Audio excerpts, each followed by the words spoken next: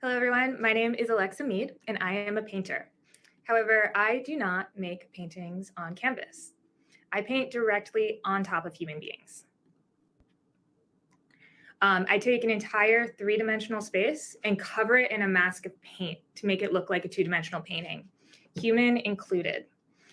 So what might look like a traditional oil painting is actually a living painting. I take all of the lighting information in the scene, the shadows and the highlights, and I render those directly on the surface of the three-dimensional geometry in this space. There is no Photoshop or post-processing. Everything is done completely analog with how I am making my paintings in three-dimensional space. From every possible angle, it will look two-dimensional. It's not viewpoint dependent. This is not forced perspective. And you might be wondering, if I am such an analog artist, why I am here at the View conference and speaking about computer graphics. Again, there's no visual effects to create this appearance of a 2D painting. This isn't computer graphics. This isn't style transfer. It is just paint, one of the oldest technologies. So even though I am so analog, I see several parallels with my work and the field of computer graphics. One is an area called Non-Photorealistic Rendering, where you are taking a three-dimensional computer graphic model and applying surface textures and attributes to it to make it look like it's a two-dimensional work of art. I'm essentially doing that, but in real life. So after talking about non-photorealistic rendering, I'm going to be getting into light field and light stage technology and my collaborations with Google as artists in residence, working closely with Paul Debevec. We were able to use the utmost in 3D capture technology to take my painted people that are 3D but look like 2D paintings and capture them in high fidelity that still look two-dimensional when you put them into augmented reality and virtual reality.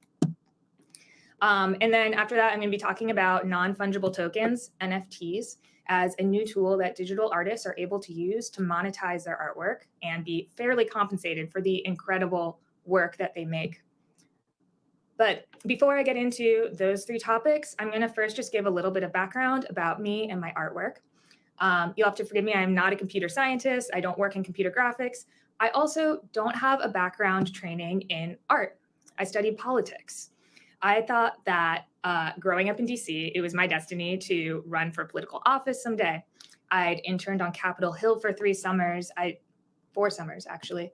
I did press for the Obama campaign in 2008.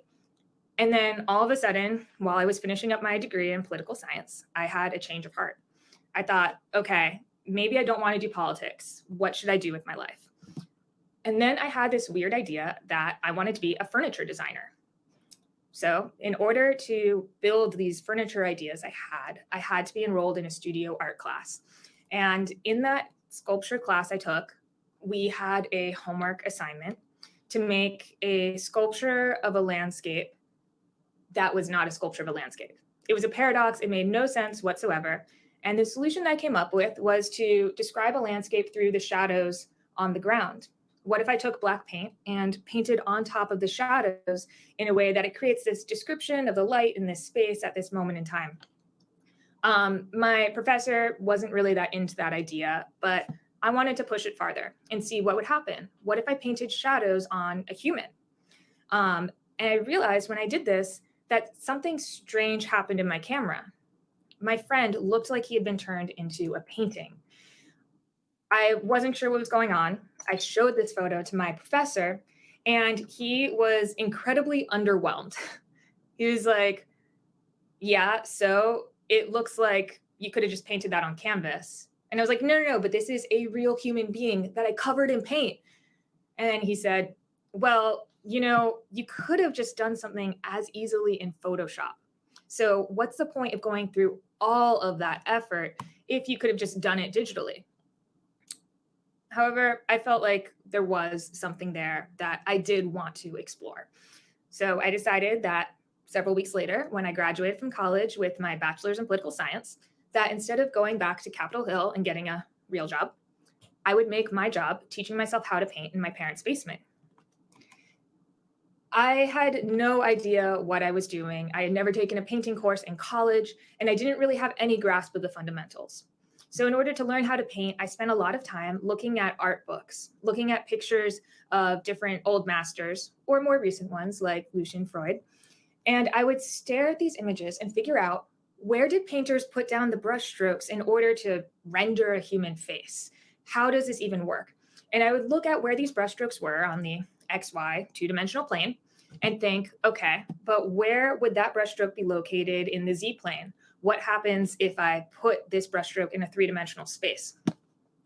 And as I was painting on people, I very quickly realized that there had to be some method to the madness. I couldn't just throw down random colors in random places, because then it would just look like a human with splotches of paint on them. It wouldn't collapse the depth in the same way. I had to be very organized in figuring out, how do I collapse 3 dimensions into 2 with the careful placement of shadow, highlights, and textures of the brushstrokes.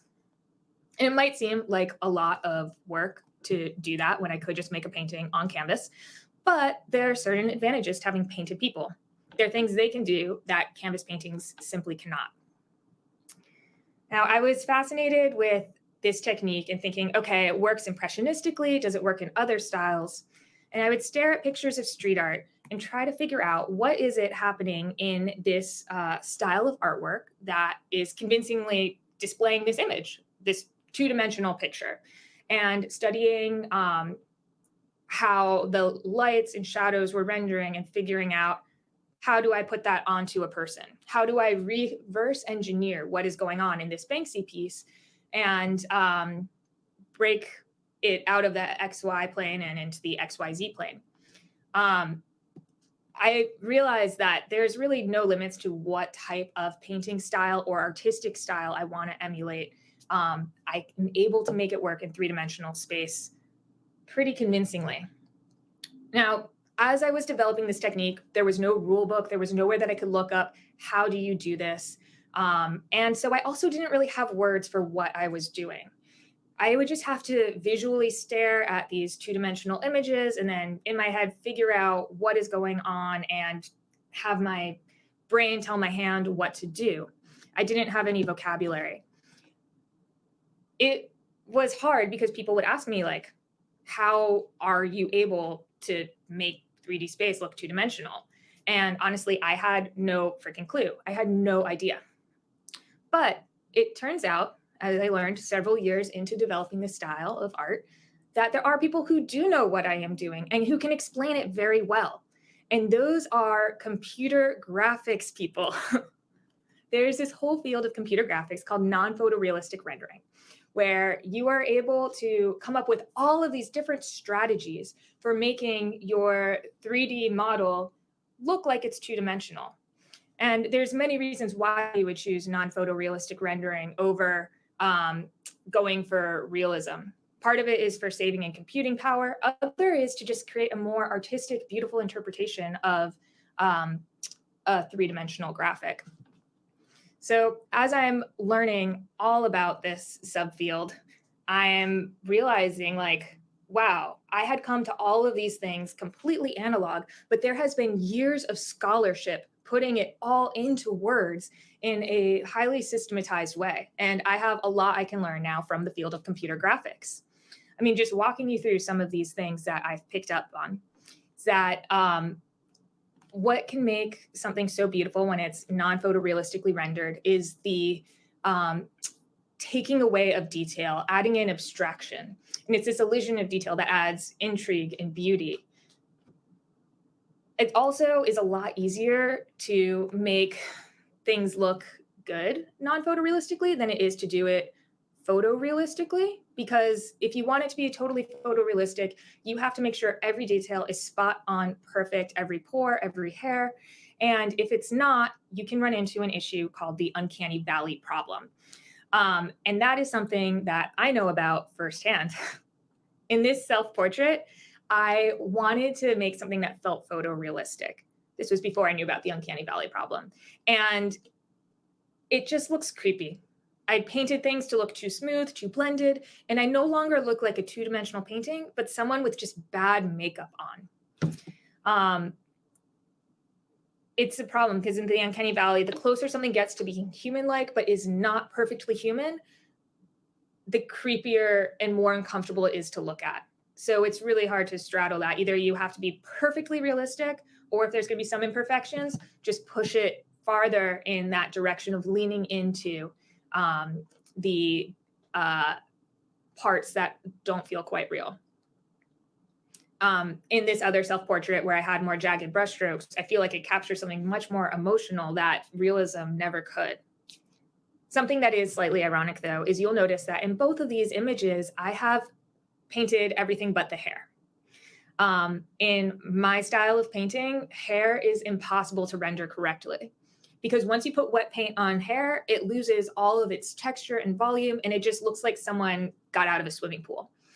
So I think it's kind of funny that in both computer graphics and in analog painting on people that we both run into issues with how do you convincingly do hair without running into the uncanny valley problem. There are so many different means for making a three-dimensional graphical model look two-dimensional that are also employed in my artwork. And as I was going through them, I realized, I really need to start writing all this stuff down. And finally, I was able to compile a manual for how to paint in my style. It was just like crazy that there have been decades of people working on this same problem, putting it into words that are exactly what was happening in my head. So some of the strategies that are used in non-photorealistic rendering are silhouettes. So you have this three-dimensional model, and depending on where the camera is viewing it, the edges that separate the model from the background are shifting. And you might want to add an outline around it. So there's coherence. As the model is moving, this outline is always appearing to be on the perfect edge. And you will notice that in this profile portrait here, along the edge of the model's profile, there is a black line painted. I have to, while I'm creating my portraits, imagine what are possible silhouette points where I can paint lines that will align with the camera. Now, in my earlier days of painting, this was a very early portrait experiment I did. It took a lot of computing power for my brain to figure out how to make 3D space look two-dimensional, and it took me a very long time to paint. So in this instance, after I painted the black silhouette line, I didn't paint anything on the back side of the face because I figured that side will never be facing the camera. No one will see it. It doesn't matter. Funny enough, there is a term for that called back face culling, where there is no need to render the parts of the image that are not visible. However, with my artwork, I have moving, living canvases, and it is unpredictable which part of the scene will be visible at what given time. And so I can't really employ the shortcut of backface culling anymore. I have to render everything completely 360 in the round, ready to go for any possible moment where it could be seen by the camera. So in this case, I even have to paint the bottom of shoes. I have to paint inside of shirt sleeves, places that normally painters wouldn't have to think about. Another technique used for non-photorealistic rendering is stroke-based rendering. So figuring out what is this three-dimensional what is this three-dimensional geometry, where are the natural silhouettes, and how do you create shading within that follow those lines oriented along the planes. So for example, in this picture where I am painting hatch marks on the model's face, I have it set up so that from a certain angle, one line might form an outline. And then as the model shifts more to camera, there's another line that's become an outline. And the previous mark now is just shading. So it allows things to be oriented in different positions and still have the shading and the silhouettes make sense together. This is part of what allows my work to be non-viewpoint dependent, where from any possible angle, the illusion will still hold up. You can see in the final image that I have these concentric halo lines going around the outside of the model. And part of that is to have the strokes on the background blend to the strokes on the foreground and follow that silhouette. I had no idea when I was doing this painting that this is a similar technique that might be employed in computer graphics. So one of my favorite techniques is street art, making somebody look like they are something that was spray painted onto the wall with a stencil. And I have since learned that this is actually called toon shading. It's where you're doing a simplification of the highlights and shadows, pushing it into a 1D texture map. And the results are just incredibly striking. Now, you'll notice that these shadows that I have painted onto the model's clothes and face are fixed in place. You might be wondering what happens when the model moves. Is it weird that the shadows aren't keeping up in real time? And, something I find is that it might not really matter. If people are interested enough in the story, they can be very forgiving about some technical issues. Now, this is a real life wedding proposal. A friend of mine from high school.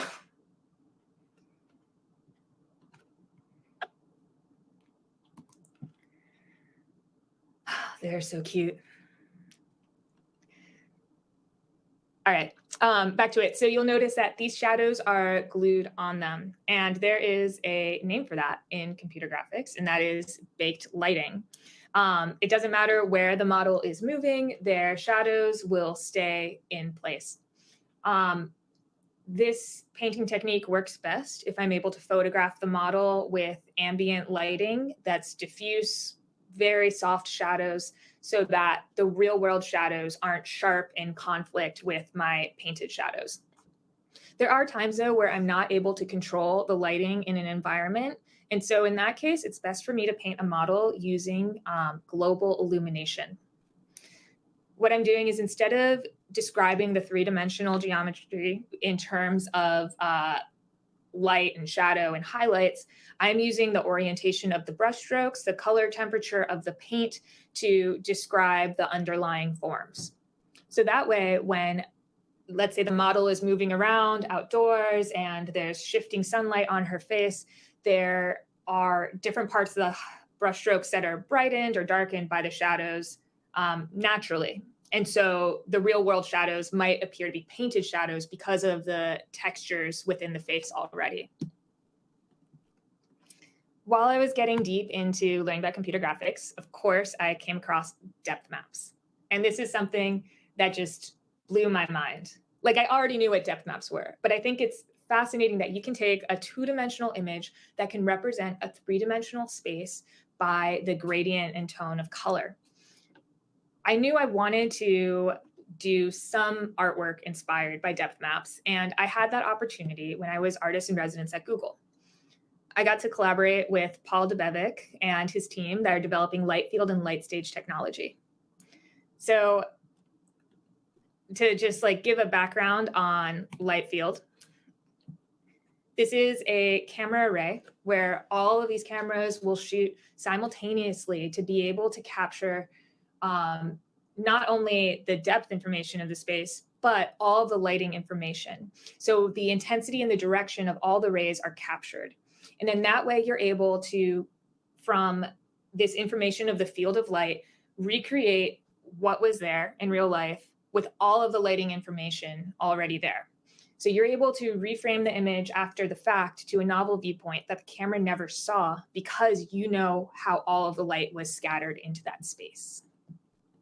Then from photographing with the light field camera, this blank white space, we were able to get the depth map output, which you can see here in black and white. But why use black and white when you can use rainbow?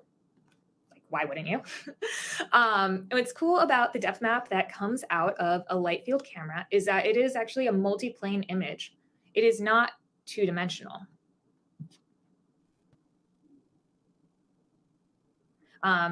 So you can see here rendered not only in colors, but in planes of depth, the distance that each point was from the camera that saw it.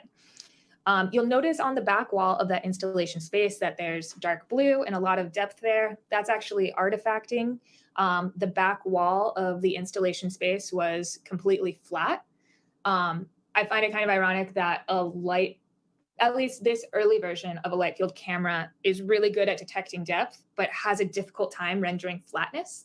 And it's similar in my style of artwork, because the more 3D something is, the easier it is for me to employ these strategies to compress that space. Whereas if something is flat, I don't have anything to work with. And usually it's the flat parts that give away the dimensionality of the scene. It's kind of funny. Anyway, I took this multiplane image and I applied it back onto the real world installation space. It's somewhat meta. Once this installation was complete, of course, I had to add in the painted model.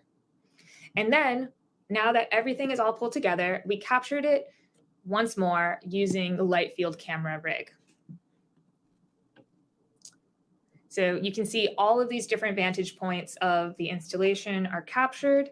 And when we put them together, you can see an image that can be reframed after the fact. Now, when you push in a little too far and get too deep into the weeds, things do start breaking down. And my favorite is really trying to mess with it to see far beyond any vantage point that is even reasonable to expect the light field camera to see. So in this case, you can see that as it's going in and out and rotating around the scene, there's clipping that's happening, back face culling, and it's like parts of the painting are appearing and disappearing in ways that feel like the light field tech is doing some of the painting composition for me. I think the artifacts are beautiful. That's my favorite part.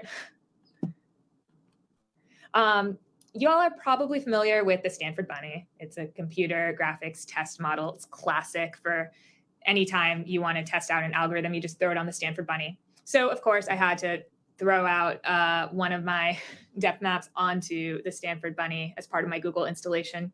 What was really cute was that not only was there the Stanford Bunny, but also the Stanford puppy. All right. After I finished painting the model and the entire scene, there is something kind of sad because the model has to go home. She has to shower, and people who weren't there on the day of the installation don't get to see her in the final space. We were able to use technology as a solution for that. The model then at the end went into a light stage, which is a sphere of computer-controlled light sources and synchronized cameras, which can be used for high-res 3D scanning, volumetric capture, reflectance measurement, and reproducing the light of real and virtual places for virtual production. And essentially, we were able to make a 3D avatar of her by her going into this sphere of lights. Hundreds of cameras are firing from all different vantage points with all different lighting environments thrown onto her. And this makes it really easy for you to, after the fact, virtually relight the avatar. I think there is something kind of funny that I am painting something that is 3D, captured with the utmost and highest tech of 3D capture, that will still look two-dimensional from every possible angle. I mean, it's really bridging my analog style of non-photorealism with pure photorealism. This avatar was then able to be placed into augmented reality. So people who weren't there on the day of the painting can hold up their phone to the installation and see how it would have looked to have that model there in the scene. Now, as you'll see, this artwork is something that exists in the physical world, but also digitally in terms of augmented reality. And previously, if I wanted to be able to sell a piece of art like this, I could only sell the physical. I would not have been able to sell the digital model. Like, how would a gallery display that? How would you trade that? And this is what brings me into the discussion of NFTs. NFTs are incredible because they allow any form of art now to be put on the blockchain and something that can be collectible and sold on the secondary market. And a lot of you probably heard about NFTs because of the $69 million sale of the JPEG by Beeple. There is all sorts of NFT mania. A lot of it is around the prices. Will they last? Is this sustainable? Who knows? But what I do know is that for the first time, digital artists are really, truly getting their due. They're able to be in art collections alongside sculptures and paintings and more traditional media that have had centuries of being recognized by the fine art world. So I think, way to go, NFTs, digital artists, you are about to have your renaissance. All right, so before I get too far ahead about talking why NFTs are awesome, I'm going to do just a little bit of a boot camp explaining how blockchain technology works, how NFTs work, and your eyes are probably going to glaze over for the next 90 seconds. I promise I will be moving through this as fast as possible before getting back to good stuff. Okay, so what are NFTs? NFTs are non-fungible tokens, which I can tell you that is the worst answer anyone can ever give you in response to asking what is an NFT. There is so much jargon in this space, it's really hard to break down if you're not crypto native. So first, to know about NFTs, you need to know about blockchains. NFTs are on blockchains. And you've probably gotten some familiarity with blockchains as something that, involves cryptocurrency. So blockchain, it's like a distributed ledger. It's an open book. It's publicly hosted and publicly accessible. So anyone can look up at any time the activity that's happened on the network. And everything that is on a blockchain is timestamped and permanent. So nothing can be undone. There's no Command Z. There's no tampering with any of the data that is there. And it's also decentralized. So that it's not vulnerable to attack or hacking. It's incredibly reliable. Obviously, it comes in very handy when you have something like currencies that you want to protect and keep decentralized, like Bitcoin or Ethereum, or even Dogecoin. NFTs are something that happen on a blockchain. And now there's some miscommunication oftentimes around NFTs. It's not the actual JPEG or the art itself. The NFT is the smart contract that lives on the blockchain that is linked to that piece of artwork. Each NFT has a unique token ID, which is the address where you can look it up at any time. And since each ID is unique, that means that one NFT cannot be confused for another, and they are non-interchangeable. That is the non-fungible part. NFTs are incredibly useful. You can treat it as a certificate of authenticity. So now that you have this certificate, anything that is linked to the certificate can be bought and sold. So it could be a piece of digital artwork. It could even be the deed to a house.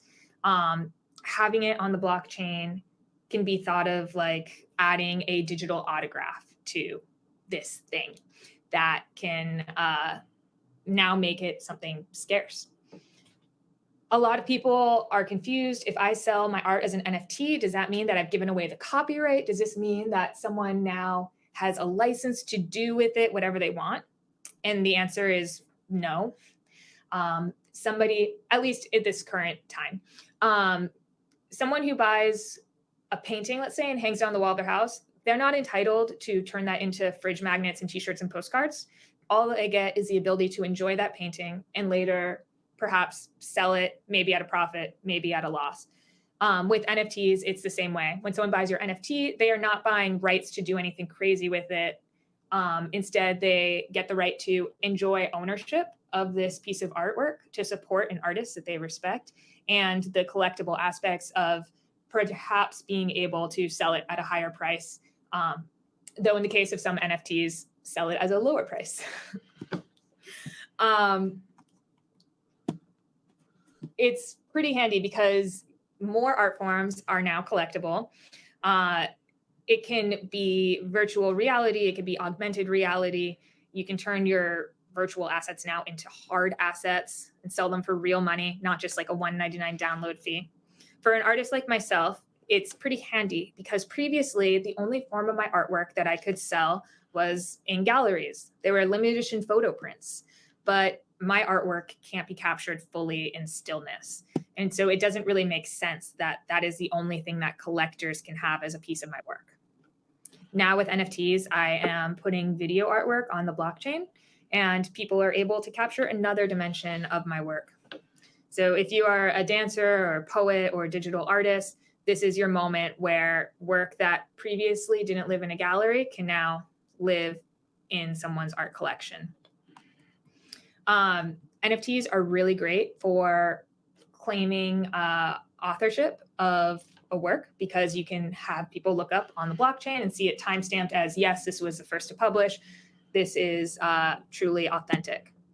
This would be something that would have come in handy for me, hypothetically, back when I painted Ariana Grande for her God is a Woman music video.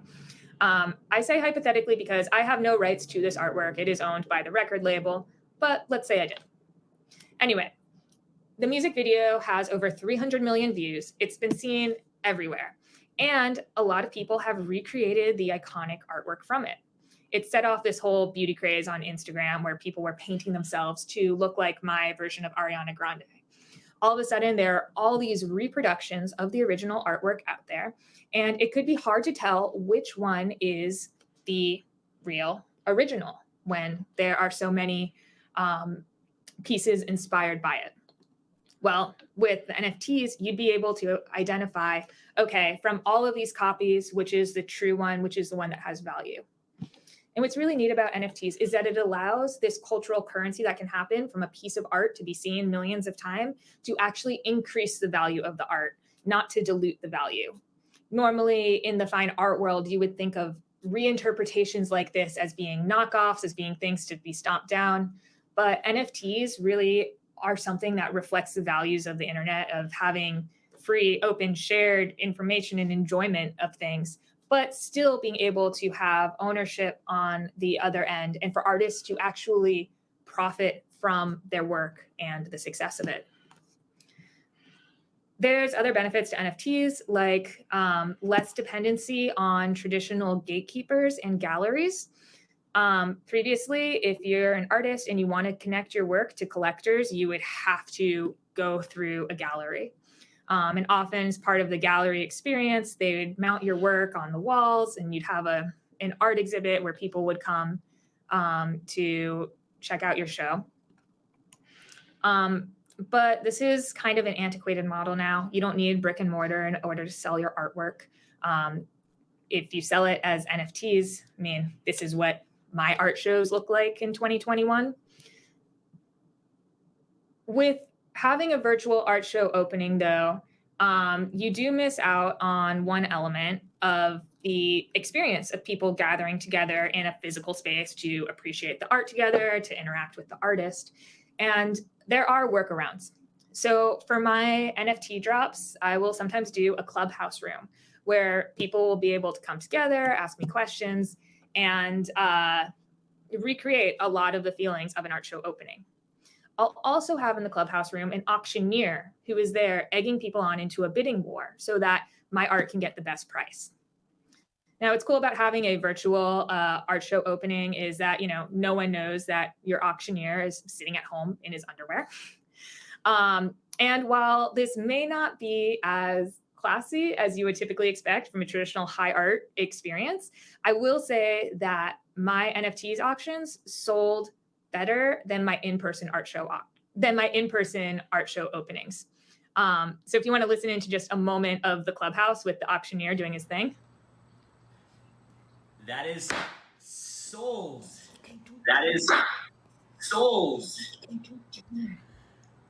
Congratulations to @NorCalGuy. You are the wind beneath my bidding wings. Well done, sir.